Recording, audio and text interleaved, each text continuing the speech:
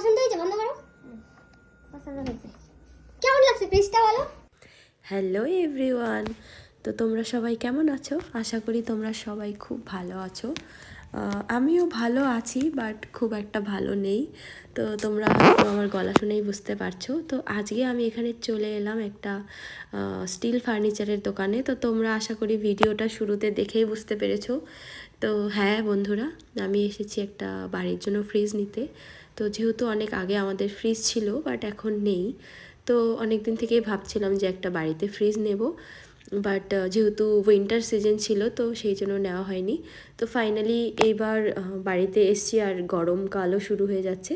তো আমি চলে এলাম এখানে একটা ফ্রিজ নিতে, অ্যান্ড আমি নিয়েও নিলাম। তো এখানে আমি বিলটা নিয়ে নিলাম।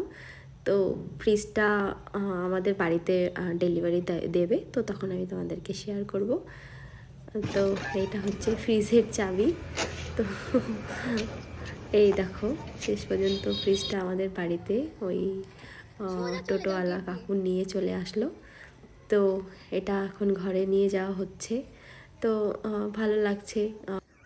হয়তো তোমরা ভাববে যে একটা ফ্রিজ কিনছে সেটা আবার ভিডিও করছে। তো অ্যাকচুয়ালি ব্যাপারটা সেরকম না। কারণ বাবা মার ছোটো ছোটো স্বপ্ন পূরণ করতে পারলেই আমরা অনেক খুশি। কারণ মানে হয়তো অনেকটা ইমোশন আছে, আমি সেটা এক্সপ্লেন করতে পারবো না।